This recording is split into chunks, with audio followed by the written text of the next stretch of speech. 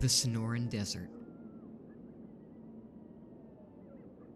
The Sonoran Desert is a subtropic desert region that covers the southwest parts of the United States and parts of northern Mexico.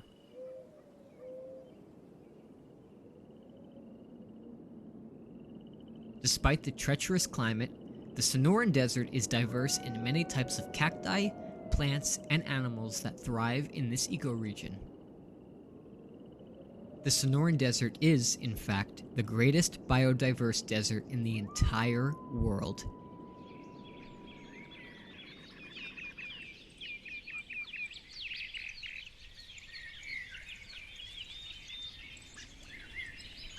It is home to bighorn sheep, rattlesnakes, mountain lions, javelina, foxes, and coyotes.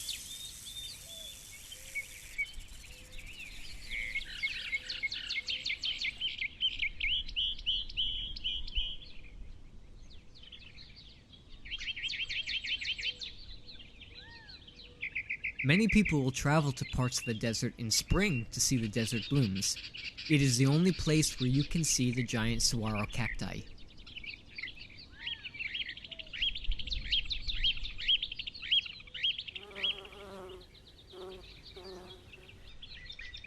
There are more than 2,000 species of plants living in the desert. Right now, we are in the middle of a monsoon season. Many of the plants here are thriving.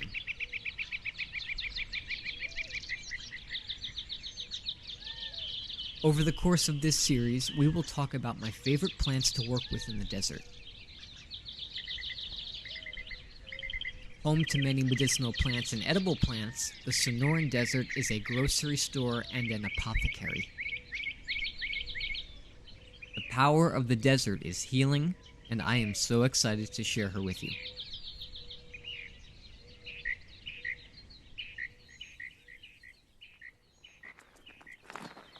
Greetings, everybody. My name is Jack. Welcome to Powerful Plant Allies, and I want to welcome you to the Sonoran Desert. So today, we are going to be talking about our first plant in this upcoming Sonoran Desert series, the Ocotillo. Now, Ocotillo's scientific name is Fouquieria splendens. I'm going to write it down here so you could see it on the screen. And the Ocotillo family is Fouquieriaceae. I know, a tongue twister. But as you can take a look right here, I am standing in front of a beautiful, beautiful Ocotillo here. So without further ado, let's talk about how to identify this plant. Now, many people, when they come to the Sonoran Desert, they think that Ocotillo is a type of cactus, and it isn't. Ocotillo are large shrubs that have pole-like, unbranching stems that grow from a small base trunk. The stems are covered with sharp spines and can grow up to 30 feet tall. The leaves are small, round, semi-succulent, and drought deciduous. The leaves will quickly fall off at the end of the rainy season. When the leaves fall off, they leave behind the leaf stalks. The leaf stalks then harden and turn into the spines. The bark of the leaf stalks are a gray-greenish color, and eventually new leaves will form at the base of the spines. Ocotillo is known as candlewood, couchwhip, and Jacob's staff. I have actually also heard it called flame on the mountain. The reason it is commonly referred to by these common names is because of the beautiful, bright, crimson-colored flowers that appear through April, May, and June. Outstanding. You can't miss them. They really pop out here in the Sonoran Desert. Just breathtaking. And once the flowers are in bloom again next year, I'm going to make a separate video talking about the uses and just getting some really cool close-up shots. I only have a few of them, so I'll add them over into this video. But soon, we'll get some closer shots up for flowers. This bizarre but beautiful plant can live up to 100 years of age, and a healthy plant can produce up to 80 of its spine-coated branches. Now, different subspecies of Ocotillo can be found in the Mojave and Chihuahuan deserts. Now, an interesting thing about Ocotillo is because they have a shallow root system, anytime we get a monsoon here in Tucson, when the heavy winds roll in, a lot of the younger plants will eventually just topple over, and some of them will die that way. So it's super interesting because you'll come out after a monsoon rolls, and that's like one of my favorite times to come out here and hike because you smell the beautiful creosote. It's beautiful, everything's all cooled down. A lot of the animals will come out, you'll see more wildlife, but you'll also see that a lot of the Ocotillo has unfortunately toppled over. So now that you know how to identify Ocotillo, I mean, you can't really miss her, but now that you know the identification features, let's talk about her uses. Side note, this video is for educational purposes only. Ocotillo is a protective native plant in Arizona, which makes it illegal to harvest from the state-owned protected desert land. Many people will purchase a plant from our local nurseries and plant the Ocotillo on their property as an ornamental. You can ask a friend if you can harvest from their plant on their property. I have friends who let me personally harvest the flowers for tea on their property. I've even met some who have harvested from construction sites where they have unfortunately uprooted many Ocotillo. Use your best judgment, but always respect the protection laws. Let's talk about Ocotillo's medicinal benefits.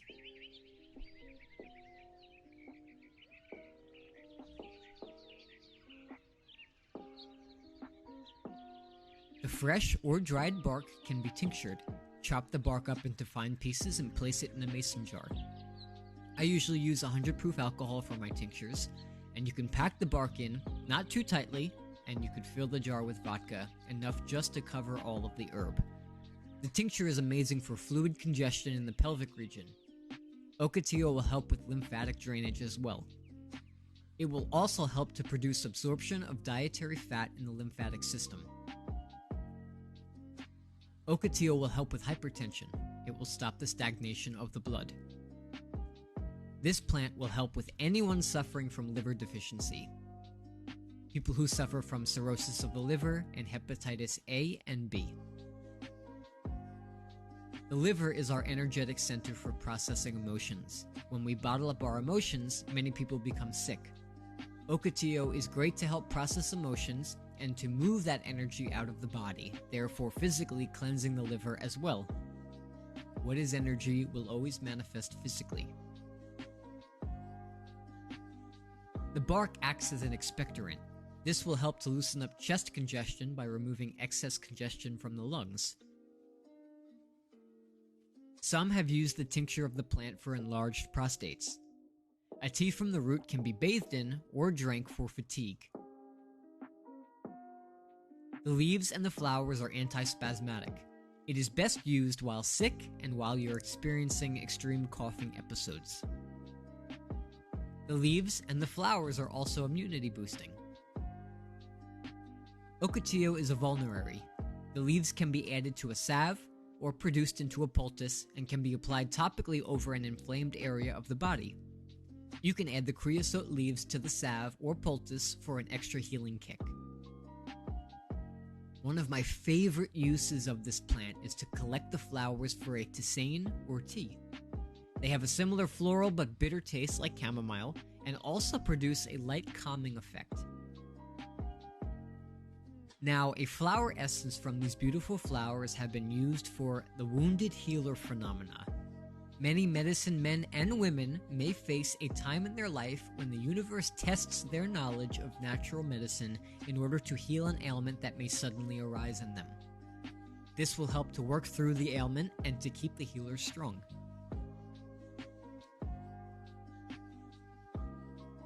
Many people also use the essence when they need to embody self-acceptance and to stop feeling victimized. Energy medicine is something that I am going to begin to talk about a lot more as I continue my work with this channel and these videos. I think it's something very important and something that not a lot of herbalists really know about. Cutting a 3-foot section off of an Ocotillo that is longer than 20 feet will bring absolutely no harm to the plant.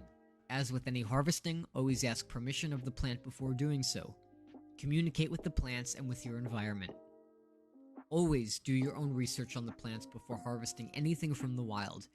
You'd be surprised at how many plants are protected. A fun fact about Ocotillo is that many desert farmers will plant Ocotillo around their property as a natural fence to keep livestock from wandering off. As with any form of medicine, let's talk about the negatives that you need to be aware of.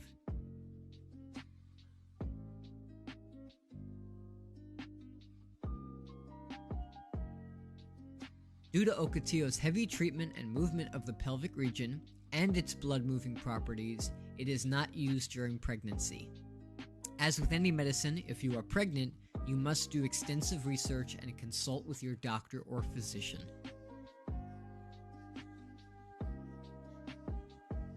The plant has a low toxicity level. However, excessive use may result in loose stools. Some have even experienced sore throats. If you have any of these side effects, stop its use immediately.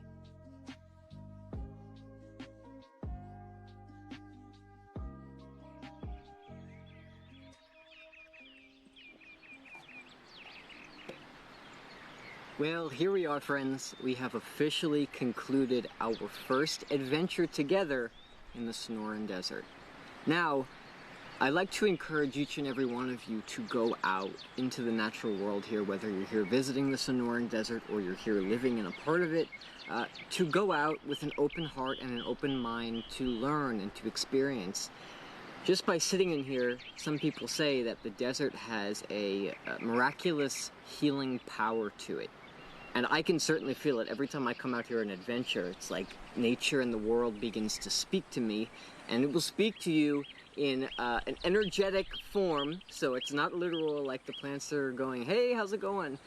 But an energy form that guides you on your trip to experience the beauty that this world has to offer, that the desert has to offer, the Sonoran Desert. Now, no matter how many times I've been out here, whether that's here in the Sonoran Desert or somewhere else in the world that I'm hiking, I always carry a couple of field guides. If I don't have my field guides, I always carry a plant identification app on my phone.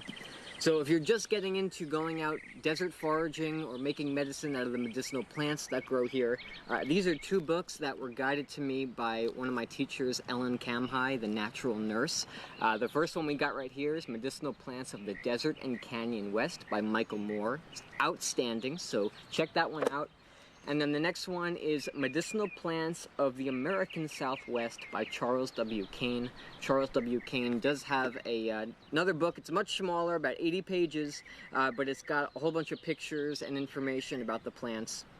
It's important when you're going out foraging and harvesting to know with 110% certainty that the plant you're foraging is exactly what you're looking at.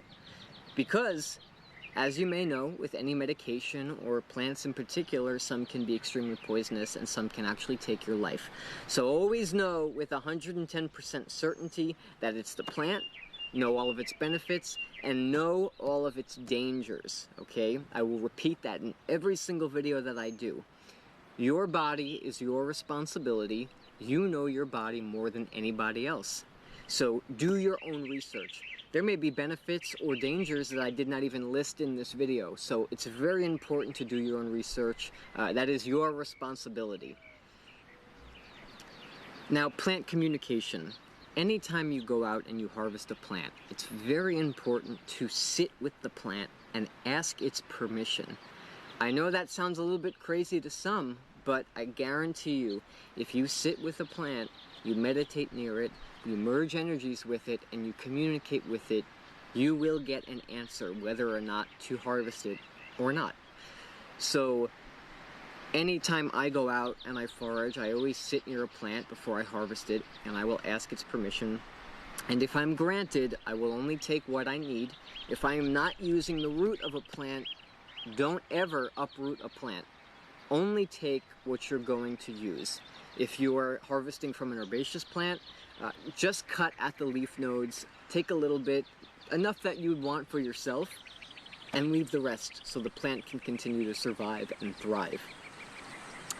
When you do harvest, it's very important to offer something up to nature. I usually make a smudge blend or an herb blend. I usually will spark it up in my little cauldron that I have. But right now we are having severe fire restrictions, so I don't light anything here in the desert usually. It's usually up on the mountain that I'll offer up some smoke.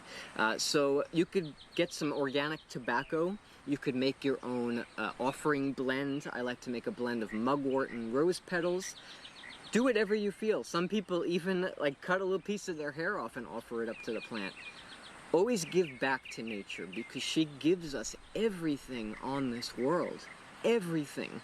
So have love for her. The earth loves you and she wants you to communicate with her and she wants you to open up your heart to her because she has all of this ancient wisdom that she's been waiting for thousands of years to help us rekindle within ourselves because we are the earth and we are nature.